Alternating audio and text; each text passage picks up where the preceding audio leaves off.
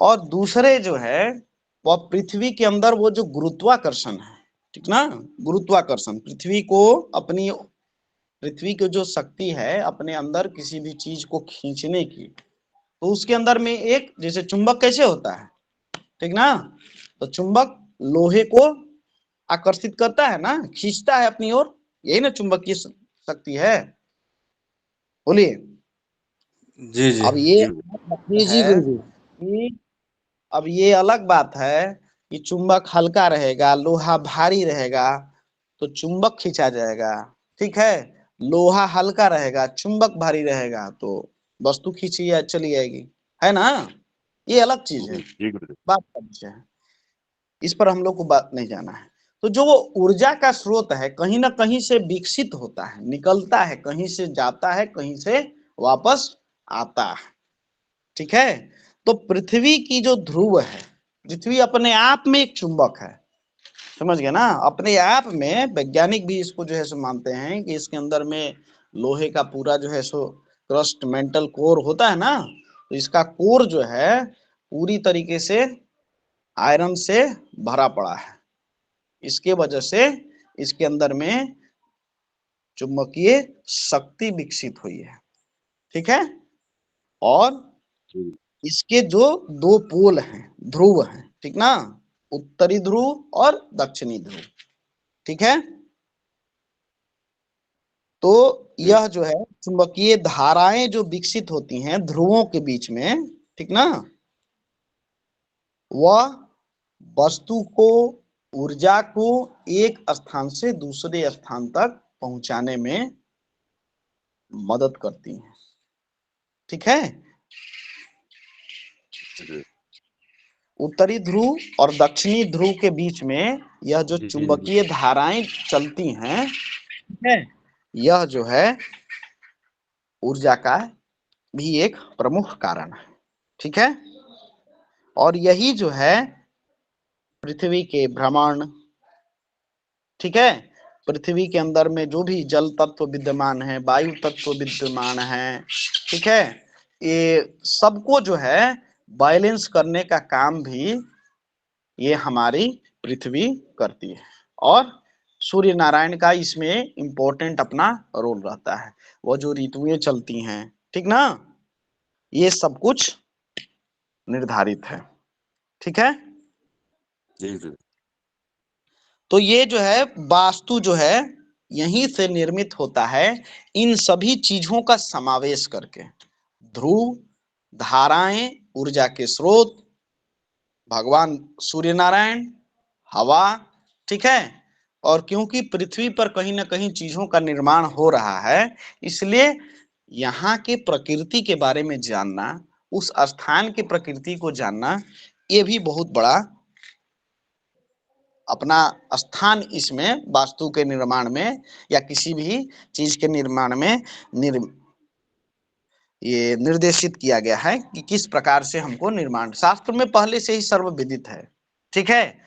पहले की जो शिल्प कलाएं हैं, अब देखिए शिल्प की जब हम बात करते हैं तो वास्तु किसी भी चीज को निर्माण कर दिए, ठीक है, प्रकृति के अनुकूल कर दिए, चूहा को सब कुछ दवाई ठीक दो। ठाक है। प्रांशु जी, प्रांशु जी माइक म्यूट करिए, हाँ दो। प्रांशु जी माइक म्यूट कर लीजिए।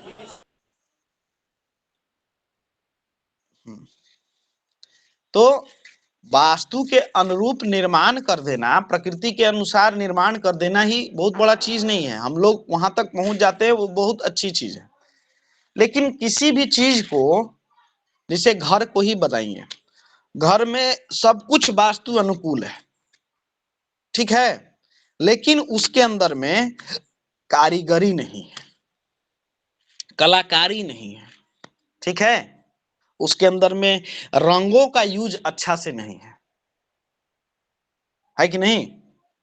पूरा घर निर्माण कर दिए वास्तु अनुरूप और पूरा काला चूना से पूरा पोत दिए, बोलिए काला रंग मिला के अच्छा है, या एक लाल कलर को ही लेके पूरा लपेट दिए, या पूरा एकदम हरा कलर से पूरा लेप दिए, तो क्या ये वास्तु के अनुकूल है? नहीं वास्तु शास्त्र हमारे क्या इसकी आज्ञा देता है? नहीं गुरुदेव।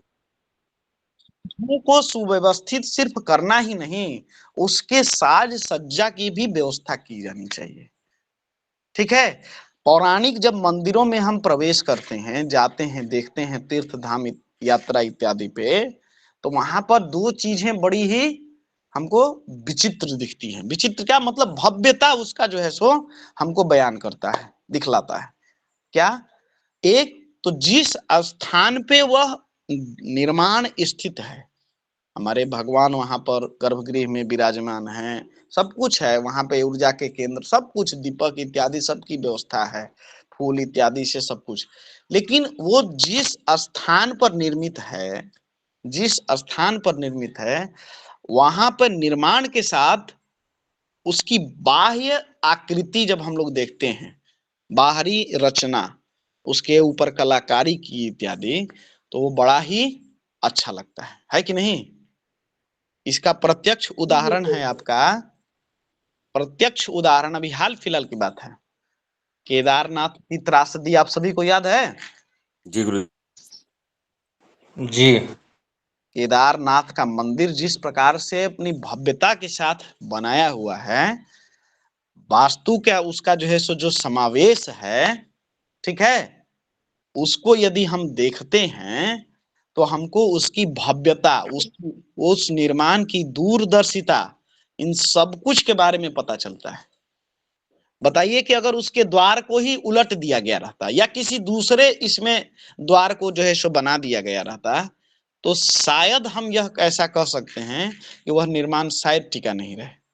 बोलिए, हो सकता था ना? हाँ सही बात है गुरुदेव। है कि नहीं? हाँ गुरुदेव, मैं जाकर देखा भी था। जी गुरुदेव। कोई गए होंगे आप सभी तो देखे होंगे उसके, किसी भी भवन के आप, कई सारे ऐसे उदाहरण हैं, दक्षिण भारत में कई ऐसे निर्माण कलाएं मौजूद हैं, ठीक है, जो अपनी भव्यता के साथ साथ देखने से आकर्षक तो दिखता ही है, उसके अंदर जो नक्काशी की गई है वो तो सुंदर है ही, इसके साथ साथ में वहां के अनुसार बनाया गया है। देखिए उसका जो है सो किसी किसी मंदिर का गोपुरम ऐसा है जो सूर्योदय की बेला को बताता है कि अब शाम हो गया, अब प्रातः कालीन है, और वहां से सब जगह भगवान के ऊपर उसकी आभा जाती रहती है, किरणों की, है कि नहीं? जी जी। महालक्ष्मी मंदिर का आप लोग सभी नाम सुने होंगे। वहां पर जो है सो भगवान सूर्य का किरण जो है माता के ठीक चरणों में पड़ता है, हृदय पे पड़ता है, फिर जो है सो मस्तक पे पड़ता है। सुने हैं कि नहीं आप सभी?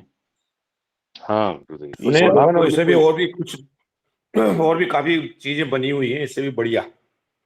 इससे भी बढ़िया बनी है, बिल्कुल इससे भी बढ़िया बनी हुई है। तो ये सारी चीजें जो है जब आप वहां पर जाएंगे मंदिरों को देखिए, हमारा भारत देश जो है, जिस भारतवर्ष की बात करें, इसका जो ज्ञान की परिसीमा है ना, इसका कल्पना ही नहीं कर सकते हम लोग। आज के मॉडर्न युग में इसकी कल्पना ही नहीं की जा सकती। ठीक है, बहुत गूढ़ रहस्यों से विद्यमान है। कई सारे मंदिर आपको दिखने को मिलेंगे, इनका जो है जैसे हमारे मास बदलते हैं ना, वैसे वैसे उनकी सारे राशियों के बारे में वहां पर जो है सो विदित है, मकर राशि, कुंभ राशि। तो जिस संक्रांति में, ठीक है, भगवान सूर्य का जो है सो उदय होता है, उस संक्रांति के दिन उसी राशि के ऊपर, ठीक ना, मतलब उस कलाकृति के ऊपर, अब कन्या राशि का है तो कन्या राशि वालों के लिए जो है सो जब कन्या राशि में सूर्य भगवान होते हैं, प्रवेश होता है, तो पूरे माह उसी पर जो है सो पहली किरण जो है सो वहां पर जाएगी। ठीक है, छठे स्तंभ पे, सातवें स्तंभ पे, आठवें स्तंभ पे, फिर 12वें स्तंभ पे, इस प्रकार से रचनाएं की गई हैं। समझ गए? तो बड़ा ही मनोरंजन जी बहुत। गुरु जी आए हैं, भगवान मनोरंजन जी गुरु जी आए हैं क्लास में। नमो नमः प्रभु जी, नमो नमः। स्वागत है। नवीन जी 1 मिनट आपका समय लूंगा। गुरुदेव प्रणाम। जैसा कि पता है कि संस्थान कोई भी कार्य करती है तो उसकी सूचना आप लोग को दी जाती है। अभी आज हम लोगों ने एक कुंडली निर्माण की कक्षा का आयोजन किया था, कार्यशाला का, जो अच्छी तरह से श्री हरिकिशन जी के सहयोग से उसको पूरा किया गया। इसके लिए संस्थान की ओर से हरिकिशन शर्मा का बहुत बहुत आभार व्यक्त करता हूं कि आपने इन 30 दिनों में इस समय को निकाल कर और इस तरह से आपने प्रस्तुति दी, लोगों को समझाया कि साधारण मैथमेटिक्स वाले भी कुंडली बनाने में बना सकते हैं। इसके लिए बहुत आभार। अब हम नया आपका सत्र बहुत बहुत आभार बाबू, आपका भी बहुत बहुत आभार, संस्थान का भी आभार मुझे और मौका देने के लिए। संस्थान आपको वशिष्ठ सम्मान पत्र, जो कि परंपरा जब से संस्थान चली है, जो लोग कक्षाओं को संपन्न कराते हैं उन लोगों को दिया जाता है, तो आपको भी वशिष्ठ सम्मान पत्र से सम्मानित किया जाता है। क्योंकि ऑनलाइन प्लेटफॉर्म है तो आपको वास्तुशास्त्र के प्रमाण पत्र के साथ आपको आपके घर तक के उपलब्ध करा दिया जाएगा। ठीक है ना नवीन जी?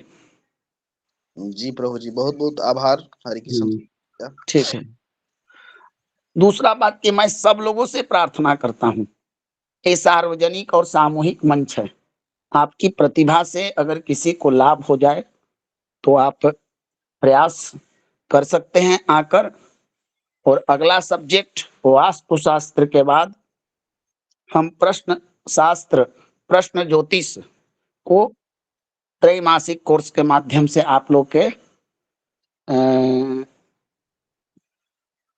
के समकक्ष जो भी होगा, जो लगातार चलता आया है, और उसके पहले भी और विषय प्रारंभ करने का प्रयास कर रहा हूं। तो थोड़ा थोड़ा आप लोग अगर सहयोग करते रहें तो इस तरह से नए नए सब्जेक्ट चलते रहेंगे। ठीक है भगवान? ठीक है ना? धन्यवाद प्रभु, धन्यवाद। और कुछ कहना है भगवान? जी नहीं। अच्छा, दूसरी बात है कि भगवान किसी को कोई समस्या हो तो मेरा नंबर, मेरा व्हाट्सएप आप लोगों की सेवा के लिए 24 घंटे है। चाहे हम किसी भी सिचुएशन में रहें, हम बात अवश्य करेंगे। क्योंकि मैंने संकल्प लिया है कि जब तक रहूंगा, हमसे जितना प्रयास बनेगा, आप लोगों की शिक्षा की व्यवस्था का जो कड़ी है वो कभी टूट ना पाएगा। चाहे 5 लोग पढ़े, 10 लोग पढ़े, 25 पढ़े, उससे अधिक पढ़े, शिक्षा लगातार चलते रहेगी, चाहे जिस विधि से चले। तो कोई समस्या हो, कोई समझ ना आए, कोई सब्जेक्ट की हो, या कोई इच्छुक हो कि मैं भी कुछ पढ़ा सकता हूँ, इस सहयोग कर सकता हूँ, तो आप उन सब लोगों का स्वागत है। और हमें जरूरत भी है ऐसे लोगों की कि जो थोड़ा कंधा से कंधा मिलाकर चले। बस भगवान, इतना ही मेरा निवेदन है। ठीक ना? धन्यवाद प्रभु जी, आपका बहुत बहुत आभार। इतनी उदार बात करने वाले और सबके परहित के बारे में सोचने वाले सज्जन व्यक्ति, साष्टांग नमन है भगवान आपको। और संस्थान आपके किए हुए किसी भी कार्य के लिए उसका ऋण कभी भी उतार नहीं सकता है। बहुत बहुत धन्यवाद प्रभु जी। तो हम बात कर रहे थे अपनी पौराणिक वास्तु संपदा के बारे में। तो जितने भी हम पुराने निर्माण देखेंगे, आधुनिकता के साथ यदि देखें तो उसके अंदर में बहुत ही दूरदृष्टिता के बारे में देखा गया। दूरदृष्टि उसमें बहुत सी, विजन उसका जो है सो पूरी तरीके से क्लियर था कि इस निर्माण को कर रहे हैं। तो आप देखेंगे कि कई सारे आधुनिक मंदिर में आप जाते हैं और पौराणिक मंदिर में जाते हैं, ठीक है, वहां की जो रचनाएं हैं, ठीक है, वह जो है सो कुछ कहती हैं, आपसे बातें करती हैं। आधुनिक जो युग के जो मंदिर निर्माण हुए हैं, जितने भी मंदिर भवन निर्माण जितने भी हुए हैं, उसमें आप देखेंगे कि शायद वो आकर्षण नहीं है। शायद, मैं यह नहीं कह रहा हूं अभी कि बहुत सारे निर्माण ऐसे हुए जो अजीब हमको लगते हैं, अच्छे भी हैं, लेकिन पौराणिक जब मंदिरों में जाते हैं, जैसे मैं मेरा अनुभव रहा है, इसलिए आप सभी के बीच में इसको जो है सो रख रहा हूँ। आप रामेश्वरम के मंदिर में जाएंगे, ठीक ना, उसके पूरे प्रांगण को जब भ्रमण करेंगे आप, तो फिर आपको उसकी भव्यता दिखेगी। ठीक है, आप पद्मनाभ स्वामी के मंदिर में जाएंगे, लगता है कि निर्माण आपसे बात कर रहा है, उसके साथ में एक अलग सा कनेक्शन स्थापित होता है और शीघ्र स्थापित होता है। उसके निर्माण में इन चीजों का समावेश है कि कोई व्यक्ति, कोई बाहरी शक्ति यदि वहां पर आ रही है तो उसके साथ में किस प्रकार से संवाद हो, इन चीजों का बड़ा ही जो है संतुलन बनाए रखा जाता था। और यही जो है हमारे सफल वास्तु का जो है सो नियम भी है। सफल वास्तु का नियम जो है यही है कि आप वास्तु शास्त्र के अनुसार यदि बनाते हैं तो भवन में जैसे ही एंट्री लेते हैं तो लगता है कि किसी वृक्ष की छाया में बैठे हुए हैं, आश्रय दे रहा है आपको, अपनी ममता का जो है सो श्रृंगार करा रहा है आपको। ठीक है, और यदि उसके विपरीत यदि कार्य किया गया है तो आप देखेंगे कि घर आलीशान होने के बाद भी लग रहा है कि कहीं ना कहीं से हमको भगाना चाह रहा है। होता है ना, फीलिंग ऐसी होती है कभी नहीं? बताएं, आप सभी अपना अनुभव बता सकते हैं। जी गुरुदेव। बिल्कुल बिल्कुल होती है। तो यह जो है जी निर्माण गुरुजी के बिल्कुल। साथ में आपके कनेक्शन को बताता है। दृष्टिता जो है सो उसकी जो है सो कैसी है, निर्माणकर्ताओं की उसमें क्या भूमिका रही है, कैसा दृष्टिकोण रहा, सब बताता है, उनके अनुशासन को। ठीक है, ये सब कुछ बताता है कि क्या जो है सो उसके अंदर में, बनाने वाले के अंदर में क्या खूबी रही, क्या अनुशासन रहा, क्या उसकी सोच रही, उसकी दूरदर्शिता कैसी थी, ये सब कुछ दिखेगा।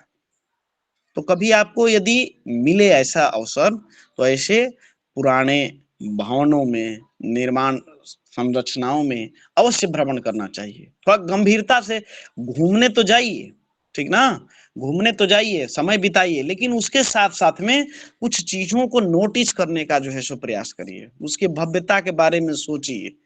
ठीक है, उसके इतिहास के बारे में सोचिए, विलक्षण चीजें उसके अंदर में क्या क्या चीजें हैं उसको नोट करिए।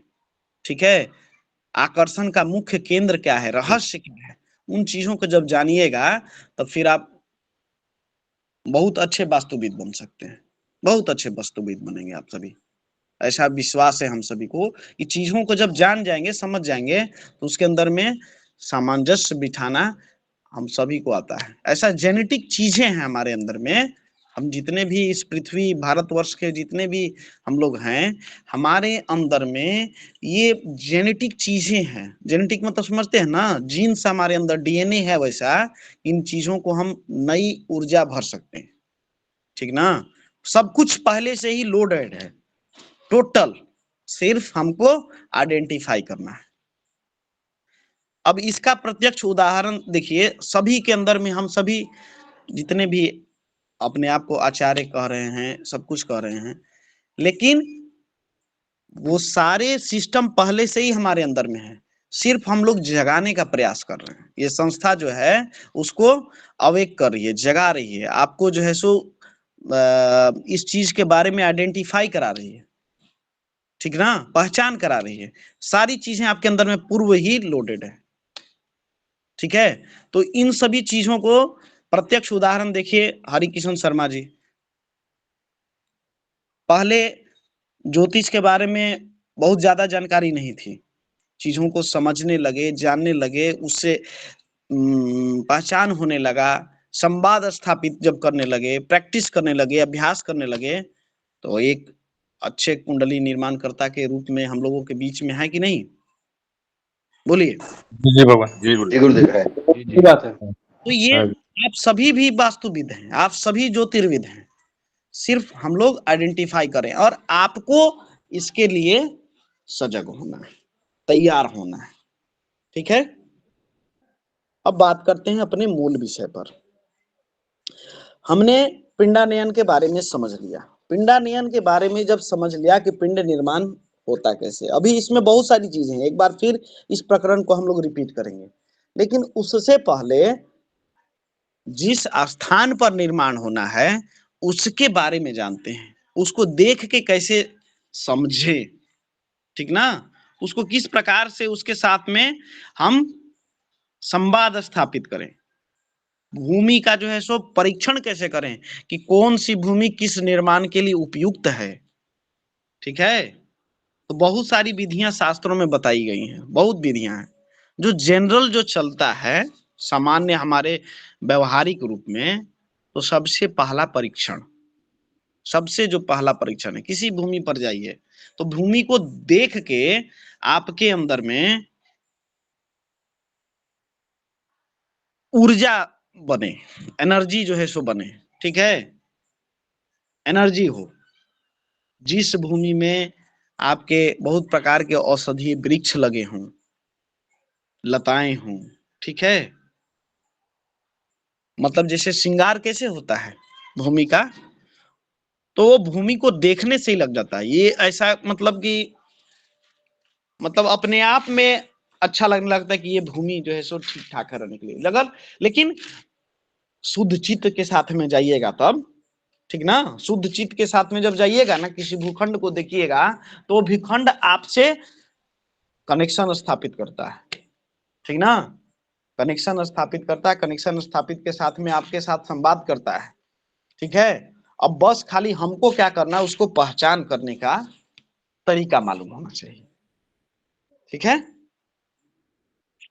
तो जिस भूखंड पे आप जान लीजिए भ्रमण करने से उत्तम आपको सुगंध दिखे, ठीक ना, उत्तम सुगंध आपको मिले, प्राप्त हो।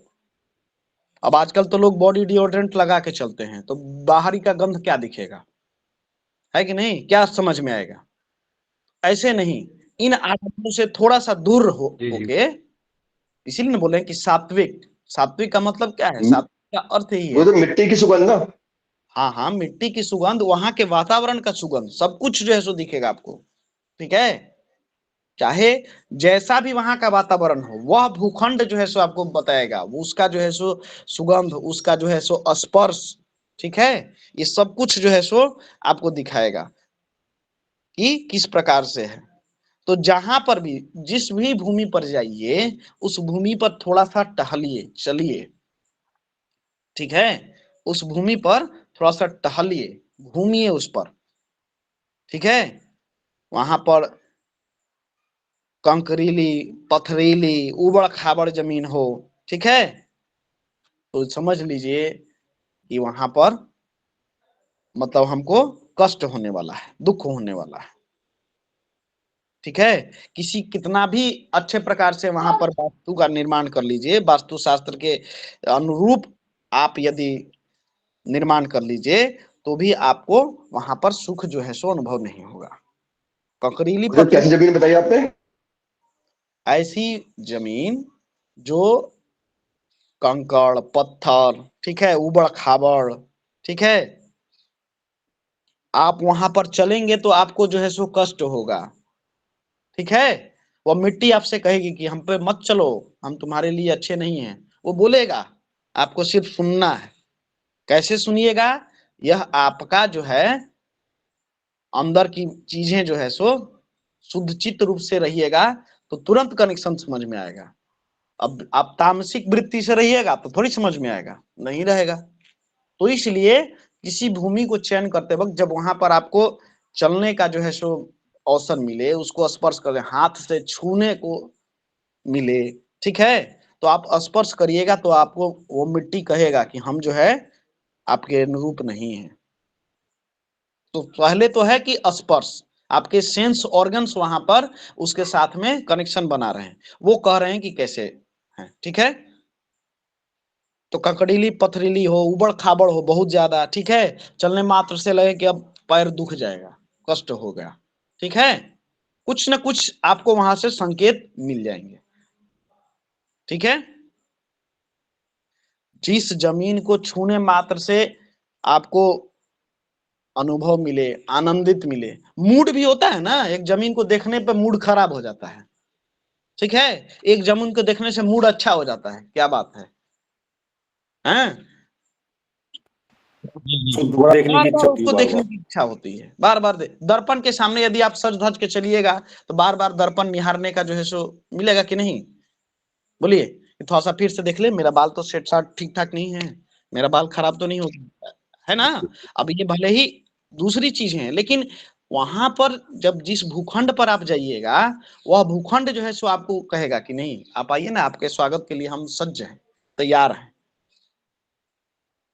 वहां बार बार थोड़ा सा बैठे कि चलो बाद में चलते हैं, थोड़ा टाइम पास हो जाने दो, ठीक है। वैसी जमीन जो है सो आपको सर्वथा आनंद प्रदान करने वाली है, ठीक है। बैठ के चलिएगा तो लगेगा कि थोड़ा बैठ जाते हैं, ऐसा नहीं कि थकान से, आनंद से बैठना और थक के बैठना दोनों में अंतर है, समझ गए? जी जिस मौसम में जा रहे हैं आप, ठीक है, गर्मी में जा रहे हैं तो आपको उस भूमि में ठंडक प्राप्त हो, ठीक है।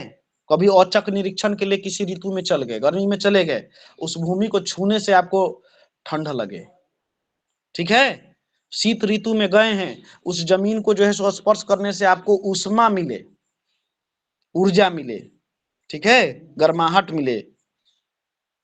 वर्षा ऋतु में जाएं तो वहां ठंड गर्म दोनों का एहसास हो, ठीक है। वह भूमि जो है प्रशंसनीय मानी गई है, ठीक है, उस भूमि को उत्तम माना गया है,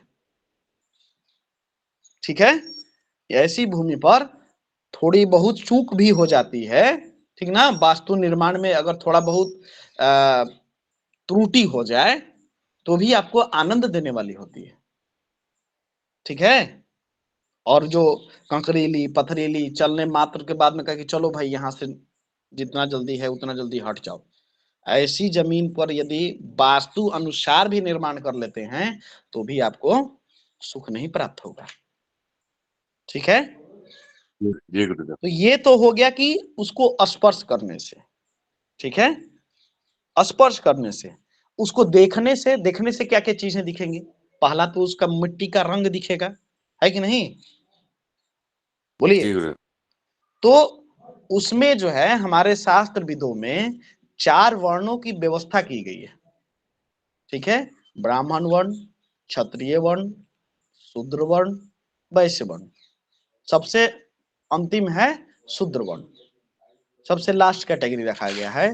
तो एक चीज का हमेशा ध्यान रखिएगा, जो भूमि ब्राह्मण वर्णों के लिए उत्तम है वहां सभी वर्ण निवास कर सकते हैं, ठीक है, बात समझ में आ रही है ना? जो भूमि ब्राह्मण वर्ण के लिए श्रेष्ठ है, ठीक है। अब ब्राह्मण वर्ण के लिए यहाँ दोनों चीजों को हमको देखना पड़ेगा, ब्राह्मण वृत्ति और ब्राह्मण कर्म, है ना।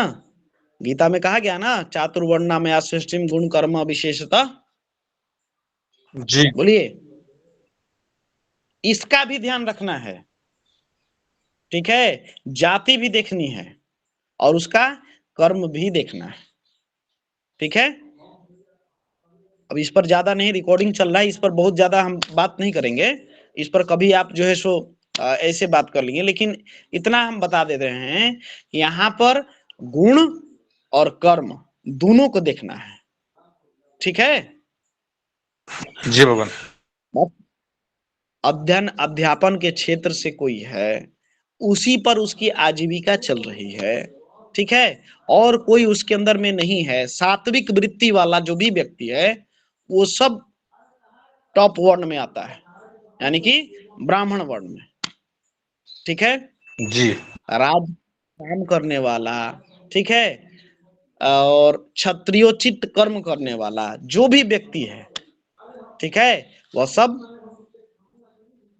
राजसी राजसी बुद्धि वाला, ठीक है, राजसी बुद्धि वाला, ठीक है, वो सभी जो है आपके क्षत्रिय वर्ण में आएंगे। और जिसके अंदर में राजसी हो और तामसी हो, कभी सात्विक भी हो जाए, सबका समावेश जिसके अंदर में मिले वह जो है सो वैश्य वर्ण के अंतर्गत में आता है, ठीक है। और जिसके सिर्फ तामसी वृत्ति हो, ठीक ना, वह हमेशा शूद्र वर्ण के अंतर्गत में उसको हम लेंगे, तामसी वृत्ति, ठीक है। जी अब भूमि के 4 रंग बताए गए, ठीक है, श्वेत वर्णा, पीत वर्णा, रक्त वर्णा और कृष्ण वर्णा, ठीक है। जी तो जो सफेद वर्ण वाली भूमि है, सफेद रंग की जो भूमि है, ठीक है, वह जो है ब्राह्मणों के लिए उपयुक्त माना गया है, लाभदायक है, उनको अधिक लाभ पहुंचाने वाली है, ठीक है। और वहां पे बाकी वर्ण के लोग भी वहां पर रह सकते हैं, ठीक है। जी लाल रंग की जो भूमि है, आप सभी लिखते चले जाइएगा, मैं बहुत धीरे धीरे बोल रहा हूं, और नहीं तो फिर रिकॉर्डिंग से नोट्स बना लीजिएगा, या आगे जो है सो आपके प्रश्न पूछे जा सकते हैं सबसे, ठीक ना। जो लाल रंग की भूमि है वह क्षत्रियों के लिए उत्तम बताई गई है, और वहां क्षत्रियों के अतिरिक्त वैश्य और शूद्र भी वास कर सकते हैं, रह सकते हैं, ठीक है। लेकिन वहां पर ब्राह्मण वर्ण के लिए उपयुक्त नहीं है, याद रखिएगा, ठीक है। वहां उनको अधिक श्रम करना पड़ेगा। जो पीत वर्णा भूमि है, पीले रंग की भूमि है, ठीक ना, वह वणिकों के लिए अधिक लाभदायक है, ठीक है। वहां पर वणिक के अलावा, वैश्य के अलावा शूद्र भी वास कर सकते हैं, लेकिन वहां पर क्षत्रिय और ब्राह्मण इन दोनों को संघर्ष करना होगा, ठीक है। जो कृष्ण वर्णा भूमि है, ठीक है, कृष्ण वर्णा जो भूमि है, वहां सिर्फ और सिर्फ शूद्रों के लिए ही वास करना शुभदायक है, ठीक है, लाभदायक है। वहां पे बाकी वर्णों को संघर्ष करना होगा। वैसे तो वहां रहना निषिद्ध बताया गया है, लेकिन आज के परिवेश में यदि देखें, ठीक है ना, तो वहां पर रहिएगा, आपको संघर्ष करना होगा, ठीक है। यह तो हो गया रंग के आधार पर, ठीक है। यह देखिए, हमने अभी बताया ना, सात्विक बुद्धि, राजसी बुद्धि, तामसिक बुद्धि, है कि नहीं। तो जो श्वेत वर्णा भूमि है, मान के चलिए कि बाकी वर्ण वहां पे रहते हैं ब्राह्मणों के अतिरिक्त, तो उनके अंदर में जो वास्तु निर्माण करते हैं हम, ठीक है, तो इसमें परिवार को जो है आपको ज्ञान, विवेक, बुद्धि, इन सब चीजों की अधिक उन्नति होती है, प्राप्ति होती है, ठीक ना। किसी के परिवार में बुद्धि या विवेक, आचार हीन जो है सो व्यवहार करते हैं, दुराचारी हो जाते हैं, ठीक है, ऐसे लोगों को यदि श्वेत वर्णा भूमि यदि मिलती है, वहां पे वास करते हैं, तो अध्यात्म के क्षेत्र, ठीक ना, ब्राह्मणोचित कर्म करने में उनको मतलब अधिक जो है सो लाभ मिलेगा। परिवार में ज्ञान की वृद्धि होगी, विवेक उनका जो है सो दूरदर्शिता दिखेगा, किसी भी बात पर विवेक उनका जो है सो सामने आएगा, नजर आएगा, बुद्धि की प्राप्ति होती है, बुद्धि की अधिकता होती है, ठीक ना, तत्व के ज्ञानी होते हैं, ठीक है। आध्यात्मिक यदि आपको शांति चाहिए तो सफेद वर्णा भूमि पर आप वास करिए। आपको ध्यान करना हो, साधना करनी हो, ठीक है, किसी भी प्रकार की, तो आप श्वेत वर्णा भूमि पर करें, वहां पर निर्माण करें, और वहां पे इन सब चीजों को जो है आप यदि बनाते हैं, तो निश्चित रूप से आपको इन चीजों की प्राप्ति होगी, ठीक है। बात समझ में आ रही है राघवेंद्र जी। जी भगवान। जो लाल रंग की भूमि होती है, यह जो है सो क्षत्रियोचित कर्म के लिए है, शूरवीरता के लिए, शारीरिक बल के लिए, रूप सौंदर्य के लिए, ठीक है।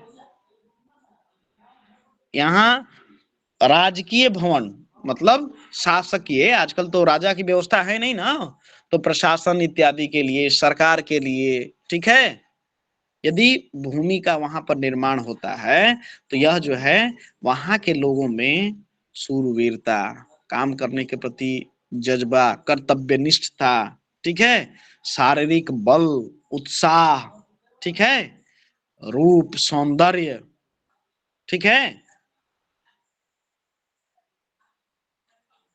इसके लिए सबसे उपयुक्त है। ठीक है, जी जो पीले रंग की भूमि होती है, ठीक ना, व्यापार के लिए, ठीक है, उद्योगपति जो भी इंडस्ट्री लगाना चाहते हैं, ठीक ना, व्यापार से लाभ करना चाहते हैं, अपना दुकान खोलना चाहते हैं, ठीक है, कोई उद्योग लगाना चाहते हैं, ठीक है, मैन्युफैक्चरिंग से संबंधित व्यवसाय, ठीक है, प्रोसेसिंग से जितनी भी व्यवस्थाएं हैं, ठीक है, इन सब के लिए मतलब व्यापार जिससे आर्थिक जो है सो धन का आगमन बना रहे, समझे कि नहीं, इन सभी चीजों के लिए सबसे उपयुक्त माना गया है पीत वर्ण की भूमि, पीले रंग की भूमि। ठीक है, यहाँ पर रहने से परिवार जो है सुखी, समृद्धिवान, धन संपत्ति के साथ में जो है अपने जीवन को व्यतीत करता है। ठीक है, बात समझ में आई कि नहीं? जी भगवान। जी गुरुदेव। गुरुजी। जी गुरुदेव। हाँ, और जो सबसे अंतिम जो है सब जो भूमि कहा गया है, ठीक है, पीले रंग की, काले रंग की भूमि, वह जो है शूद्र वृत्ति, मतलब सेवा कर्म, सफाई कर्म, ठीक ना, क्या बोलते हैं उसको प्रोफेशनल लैंग्वेज में? अरे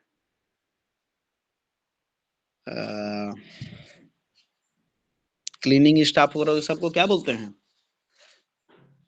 स्वीपर। नहीं नहीं नहीं, चतुर्थ वर्ग, नहीं, चतुर्थ वर्ग बोलते हैं। हाँ चतुर्थ वर्ग नहीं, क्या बोलते हैं, हाउस कीपिंग इत्यादि के लिए, है ना, हाँ हाउस कीपिंग, तो इससे संबंधित व्यवसाय के लिए, ठीक है, सेवा भाव के लिए, ठीक है, यह जो है सो भूमि उपयुक्त होती है।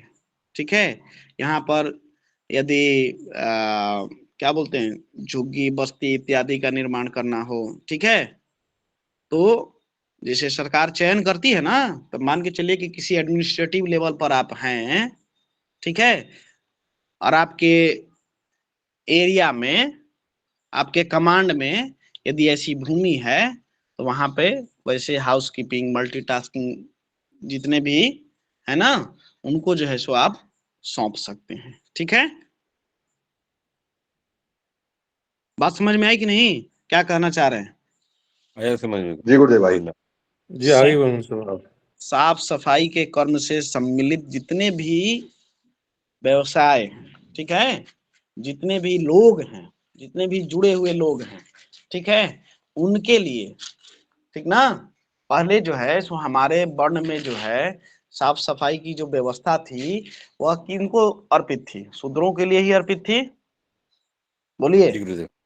जी उनको गुरुदेव। रखा जाता था सेवा भाव के लिए, दास दासियों के लिए, सर्वेंट्स के लिए, ठीक है, ये सब उसी श्रेणी में आते थे, ठीक ना, भले ही बाद में शोषण इत्यादि होने लगा तो घृणता जो है सो होने लगी, लेकिन इसको बहुत सारे बुद्धिजीवियों ने कहा है कि जब उसने उस कर्म को कर लिया उसके बाद में वह साधारण मनुष्य है कि नहीं, तो उसका जो है उसके कर्म के आधार पर उसका तिरस्कार नहीं करना चाहिए।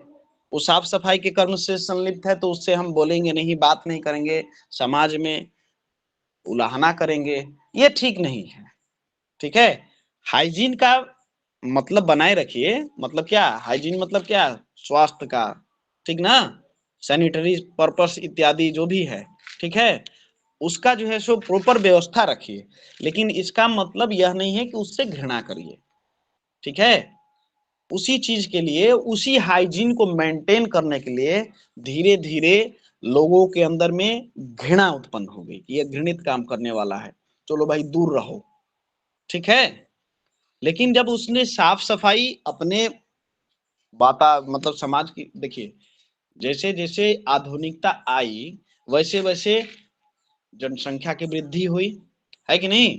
पहले जमीन भरपूर था, धीरे धीरे धीरे धीरे वहां पर फैलते फैलते फैलते फैलते लोगों का जो है सो जब विकास होना शुरू हुआ तो वह दायरा दिन प्रतिदिन घट गया ना।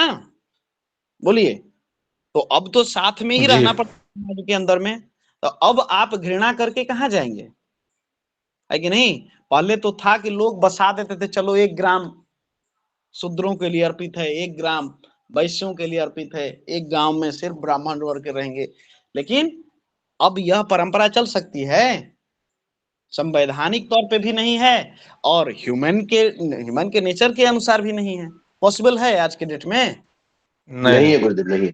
आप किसी आज जिसको बोलते हैं ना मल्टीनेशनल सिटी, ठीक है, महानगर, किसी भी नगर व्यवस्था में चले जाइए, अगर वहां पे सैनिटरी संबंधित व्यवसाय इन सब का विकास नहीं हो तो वहां पर रहना तो क्या, खाना भी दुर्लभ हो जाएगा, पानी जल नहीं पी सकते हैं। बोलिए, इतना सही है। प्रदूषण, इतना जी प्रदूषण। गुरुदेव। तो इस तरह से वो घृणा जो है सो पहले कुछ थे समाज में, उनको थोड़ा सा लोगों को चलने में दिक्कत होता था, ठीक है। पहले उतनी जागरूकता नहीं थी, संसाधन उपलब्ध नहीं थे, जल की व्यवस्था उतनी नहीं थी, ठीक है। आज तो सब कुछ उपलब्ध है लेकिन सबका जो है सो दुरुपयोग भी हो रहा है। बोलिए, पहले जी बिल्कुल हो रहा। समर्सेबल मोटर नहीं ना था, एक बार प्रेशर मारिए सब कुछ धुल गया, कुआं से पानी खींच के लाना होता था। तो पानी को जो है सो लोग संचित करके रखते थे व्यवस्थित रूप से, ठीक है। परिश्रम इतना कौन करेगा, लेकिन यह व्यवस्था धीरे धीरे समाप्त हो गई, आधुनिकता आ गई, लोग अपने आप पे डिपेंडेंट होने लगे, है ना। तो आज जो है इसीलिए कह रहे हैं कि आधुनिकता के साथ में विषय को यदि हम जानते हैं तो यही बोलते हैं कि जो भी लोग सैनिटरी संबंधित व्यवसाय में, लेबर से संबंधित व्यवसाय में, ठीक है, साफ सफाई के व्यवस्था में लगे हुए हैं, वैसे लोगों के लिए वो भूमि जो है कृष्ण वर्णा भूमि उपयुक्त है, ठीक है। समझ जी गए कि गुरुदेव। नहीं। तो यहाँ पर बाकी वर्ण जब रहते हैं तो अधिक संघर्ष करते हैं। संघर्ष इसीलिए कर रहे हैं कि वहां पर उनको रहने के लिए, अपने जीवन यापन के लिए, वहां के माहौल से संबंधित सब कुछ में जो है आपको संघर्ष करना पड़ेगा, ठीक है। बात समझ में आई कि नहीं। जी भगवान। जी जी गुरु जी आई है।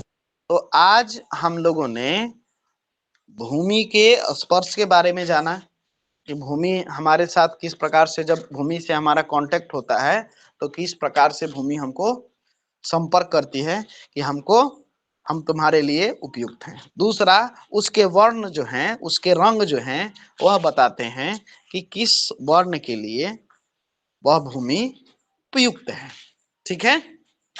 बाकी आधुनिक विषय को, पौराणिक वास्तु शास्त्र की रचनाओं को, उससे भी हमने आपको अवगत कराया है ना। कल जो है हम लोग जानेंगे भूमि के परीक्षण, ठीक है। भूमि की गंध, स्मेल, वहां की भूमि जो है किस प्रकार का गंध देगी तो किस वर्ण के लिए लाभ पहुंचाने वाली होगी, ठीक है। जी गुरुदेव। तो कल जो है भूमि परीक्षण और भूमि के गंध के विषय में हम लोग जानेंगे। कई सारे प्रचलित है जो व्यवहारिक चीजें हैं उसी पर हम लोग बात करेंगे, ठीक है। सब लोग अपने अपने स्तर से भूमि का परीक्षण करते हैं, ठीक है। तो कल इस विषय को रखते हैं। आज कक्षा जो है सो बहुत ज्यादा लंबी नहीं करनी है। तो आज की कक्षा से संबंधित अगर किन्हीं का कोई प्रश्न हो तो आप एक एक करके पूछ सकते हैं। बोलिए राघवेंद्र जी। जी नमो नमः भगवान। आपने कहा कि वर्ण के अनुसार भूमि का चयन करना चाहिए, जी लेकिन कहीं कहीं ऐसा भी एरिया होता है जहाँ केवल काली ही मिट्टी होती है, कहीं कहीं केवल लाल मिट्टी होती है। जैसे आप लाल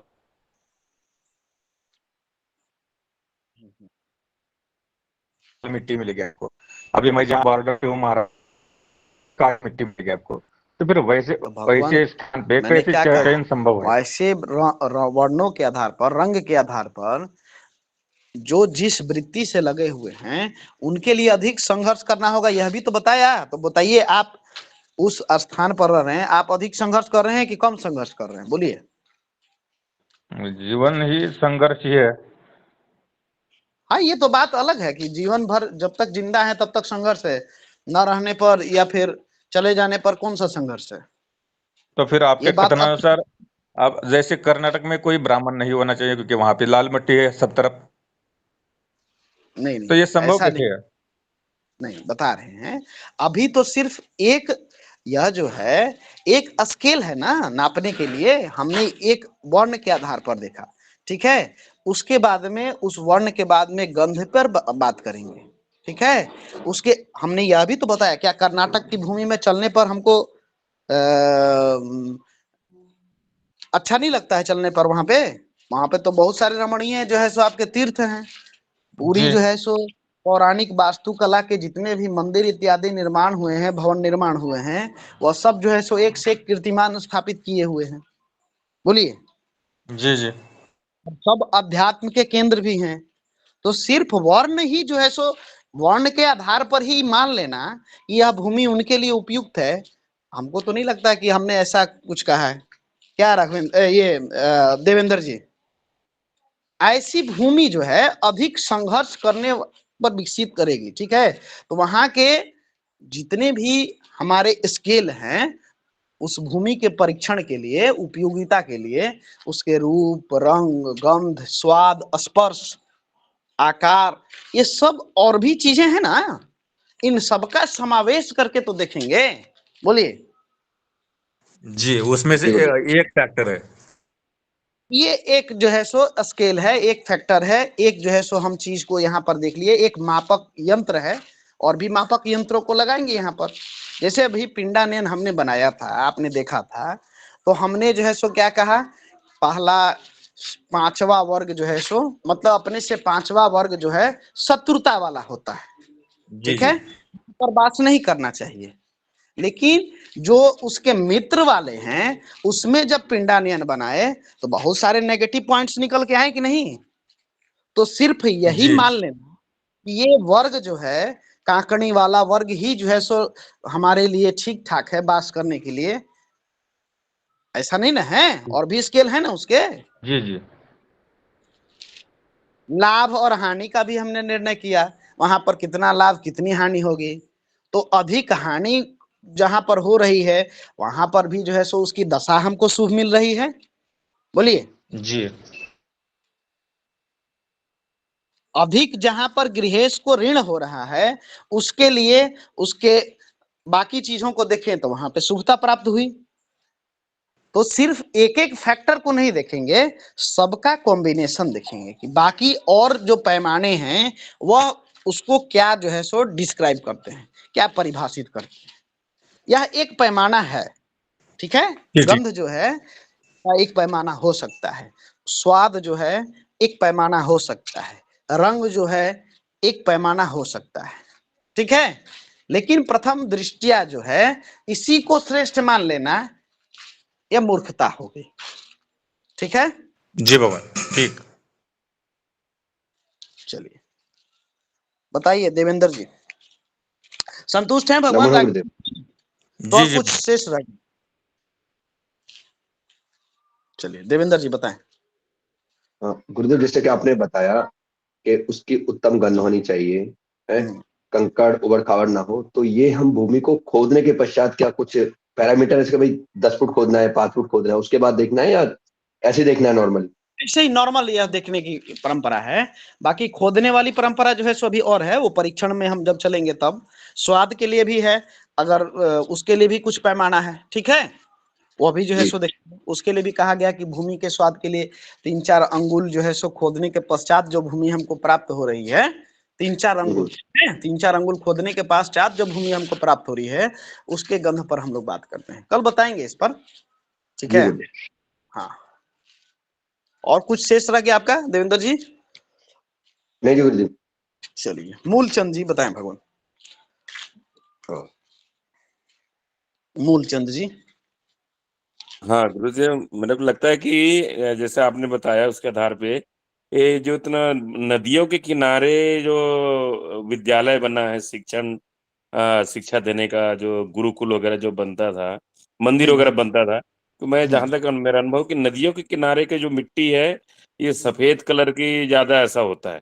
काले हाँ कलर की मिट्टी वहां होता है जहां पर पानी का ट्रांसफर नहीं होता, क्योंकि हाँ पानी के साथ मिट्टी भी चलता है, तो वहां अपना रंग चेंज हो करके परिवर्तित हो जाता है। तो मेरे को लगता है जो पुराने जमाने में बना है, कहीं ये इसका भी एक कारण होगा। बिल्कुल बिल्कुल बिल्कुल।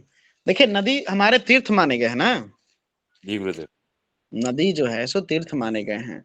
और प्रथम जब हम करते हैं तो वही ना कहते हैं कि सारे तीर्थों की जो है सो धाराएं हमारे कर्म पात्र में आकर विराजमान हुई है। हते कहते ना, गंगे च जमुने च व गोदावरी सरस्वती नर्मदे सिंधु कावेरी जले यस्मिन् सन्निधिं कुरुम। इस जल में आके अपना वास करिए, आशीष बिल्कुल। प्रदान करिए, है ना। हाँ गुरुदेव। तो बिल्कुल जो है वहां पर जितने भी हमारे महानगर बने हैं, ठीक है, जितने भी अध्यात्म के क्षेत्र बने हैं, किसी न किसी नदी के स्थान पर बिल्कुल बिल्कुल। यह सफेद वर्णा मिट्टी के कारण हो सकते हैं। हाँ हाँ। और भौतिक यदि रूप से यदि हम देखें, आध्यात्मिक रूप से भी देखें, तो ये तीर्थ से संबंधित, साधना से संबंधित जितनी भी चीजें हैं, यह इन स्थानों पर ही केंद्रित हैं कहीं ना कहीं पे, ठीक है। जी जी गुरुदेव। सुबह का समय है, नदी की अविरल धारा बहती आ रही है कि नहीं। बिल्कुल वो गुरुदेव। आज के परिवेश वाली पूरी जो है सो सीवेज लाइन नहीं, ठीक ना। हाँ आज ऐसी ऐसी सीवेज लाइनें हैं, कैनाल्स हैं, वहां पर आपको जो है सो दिल्ली में देवेंद्र जी हमारे रहते हैं, क्या भगवान पता नहीं चलता कि वो नदी है या तालाब है या क्या है, बोलिए। ये हम लोग तो गुरुदेव ये बहुत बहुत आधुनिकता गंदा के हो गया दौर पे गुरुदेव। ये सब हमने प्रकृति के साथ छेड़छाड़ करके ये नाले और अपने हिसाब से नए नाले बना लिए हैं। बाकी प्रकृति कभी ऐसा नहीं हुआ कि जो प्रकृति की प्रकृति ने हमको सुंदर पृथ्वी दिया है, नदी बहुत नाले। और बहुत अभी सुंदर। गुरुदेव मैं अभी मेघालय में रहता हूँ, यहाँ जी अभी भी जो पानी, जो बारिश से पानी पहाड़ी से आता है, उसी पानी को पीते हैं। यहाँ अभी भी कोई यहाँ नलकूप नहीं है, न कोई कुआं नहीं है। बिल्कुल बिल्कुल। मैं 2009 में भगवान गया हूँ हरिद्वार में, हाँ 2009। वहां पर जल जो है सो मैंने, मेरे पास में जल नहीं था, गंगा जल 4-5 बोतल में भर लिया था, और मैंने जी उसी जल को जो है सो पी लिया, कोई दिक्कत हाँ नहीं, प्यास भी मिटा और लगा के आनंद पी रहे हैं, हम अमृत पी रहे हैं। हाँ गुरु। तो नहीं लगता कि आज के, क्योंकि गए हुए भी 13-14-15 साल हो गए हैं, हाँ, तो इन हाँ 15 साल में जरूर कहीं ना कहीं पर वहां पर ये चीजें जो है सो पीने लायक जल नहीं मिल पाएगा शायद, मेरे हिसाब से। अभी तो गया नहीं हूँ, 15 साल हो गए गए हुए, तो हाँ शायद गुरु। कहीं कहीं वहां भी छेड़छाड़ हुआ है, ठीक है। तो सुंदर जो है सो भगवान ने इसको बनाया है, पृथ्वी को चुन के ही बनाया है हमारे रहने के लिए, मनुष्यों के लिए। और हम लोग तो थोड़ा अनिति कर ही रहे हैं, प्रकृति से छेड़छाड़ कर ही रहे हैं। लेकिन प्रकृति जो भगवान ने इसको बनाया है, जब ब्रह्मा जी ने इसको रचना किया है इस सृष्टि का, तो उन्होंने भी वास्तु का जो है सो बहुत कल्पना करके ही बनाया है। बिल्कुल गुरुदेव। प्रत्येक देश का जो परिवेश है, प्रत्येक देश की हम बात करें, जो हमारे हम्म 200 देश हैं, उन सभी 195-200 देश है ना, तो इन सब का जो है सो वास्तु निर्माण हुआ है। आप देख लीजिए इनका जो बाउंड्री है, इनके जो भू संपदाएं हैं, इन सब का बड़ा ही संतुलित करके बनाया है। जी गुरुदेव। जब दोहन हुआ है तभी जाके उस देश में विपत्तियां इत्यादि जो है सो आनी शुरू हुई, समझ गए ना। प्रत्यक्ष जी उदाहरण तो कई सारे देश हैं, नाम नहीं लेना चाहता हूँ। नहीं गुरुदेव, ये बात एकदम सही है कि मैंने गंगोत्री जाके देखा था, वहां पानी बॉटल से निकाल के मैं पिया, और बिसलरी का पानी जो डब्बे बंद पानी पी के देखा, उसका पानी ज्यादा शुष्क है, जो बह रहा है पानी। बिल्कुल तो बिल्कुल। वो नेचुरल है, प्रकृति से जो मिनरल्स है, मिनरल्स, सारे मिनरल्स उसके अंदर में है, इसलिए वो बहुत मीठा है। बहुत मीठा है, बहुत मीठा है। और वहाँ का वातावरण का जो है ना, एक QI, एयर क्वालिटी हाँ इंडेक्स, वो भी उत्कृष्ट है। बहुत समझ, बहुत बढ़िया है। उत्कृष्ट नहीं, सर्वोत्कृष्ट है, समझ गए कि जी नहीं। जी गुरुदेव। और वह जो है सो धीरे धीरे जब पर्यटन का जब क्षेत्र बन रहा है ना, हाँ तो हाँ हाँ पर्यटन क्षेत्र बनने से, क्योंकि वहां पे सब सात्विक बुद्धि वाले नहीं ना जाएंगे, तामसिक बुद्धि वाले, राजसिक बुद्धि वाले सब जाएंगे वहां पे। और बिल्कुल ये बिल्कुल सब लोग जाके वहां पर कुछ न कुछ अपना कूड़ा कबाड़ा छोड़ के आते हैं, ठीक ना। बिल्कुल सब प्रशासन, बिल्कुल शासन, पूरा देश, पूरा राष्ट्र, पूरा इतना अवेयरनेस चल रहा है, लेकिन फिर भी वहां पर हम लोग जाके गंदा करते हैं। तो इसका जो है बिल्कुल प्रत्यक्ष प्रमाण भी जो है सो है भगवान, शास्त्रों हम्म, में कहा गया है, अन्य क्षेत्रे कृतम पापम धर्म क्षेत्रे विनश्यति, धर्म क्षेत्रे कृतम पापम रौरव नरक पश्यति। आप किसी भी तरह का कोई भी आपसे पाप अधर्म हो गया हो, ठीक है, हम्म, वह जो है सो तीर्थ क्षेत्र में, मंदिर में, ठीक है, जो हमारे पर्यटन केंद्र नहीं, आध्यात्मिक जो केंद्र हैं, उनके हम्म, दर्शन करने मात्र से वह जो है नष्ट हो जाते हैं, ठीक ना।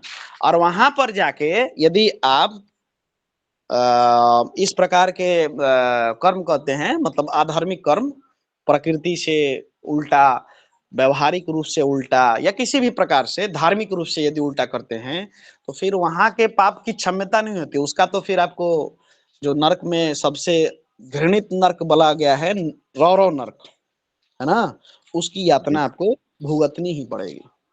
जी गुरु तो यही है भगवान, ये आपका जो ये था विषय कि जितने भी तीर्थ इत्यादि बसे हैं, गुरुकुल इत्यादि बसे हैं, ये सब कुछ कहीं ना कहीं जितने भी आध्यात्मिक केंद्र हैं हमारे, सब नदियों किनारे ही बसे हैं, तो कहीं ना कहीं इसी के कारण। बिल्कुल सही। हाँ राघवेंद्र जी बोलिए प्रभु। जी भगवान, और एक प्रश्न था कि वास्तु के जो नियम है वो हर जगह एक ही लागू होंगे, या फिर काल देश परिस्थितिवश उसमें भिन्नता आएगी? जैसे कहीं पे पहाड़ी इलाका आता है, कहीं पे यानी दरी बड़ी बड़ी यानी गहराई आती है, तो वहां पे ये सब यानी फ्लैट जमीन के लिए नियम है, या कहीं सबके लिए एक ही है, या भिन्न उसमें? वहां पर भी है नियम भगवान, वहीं पर वही, ये जो नियम है ना, ये सर्व विदित मान्य है, ठीक ना। ये सब जगह जो है सो एक ही सूत्र लागू होता है इसका। इसका ये नहीं है काल परिस्थिति के साथ में बदल जाए, ये सबका जो है सो एक ही नियम है। बस वहां हमको संतुलन बनाए रख, जैसे अभी क्या बताया हमने, आज चुंबकीय शक्ति के बारे में बात की ना, जी बोलिए।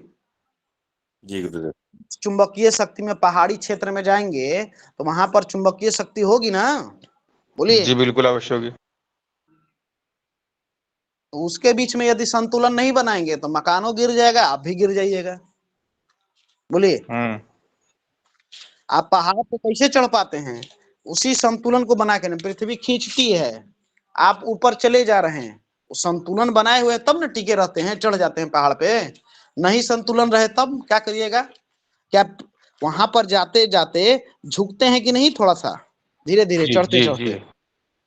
जी गुरुदेव तो झुक के चलना तो हमारे सिद्धांतों में नहीं है, हम तो बड़े एकदम श्रेष्ठ ताम एकदम तन के रहिए, है कि नहीं।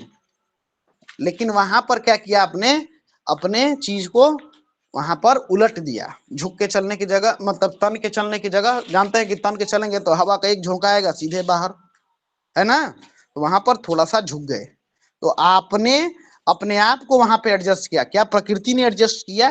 बोलिए। नहीं नहीं नहीं।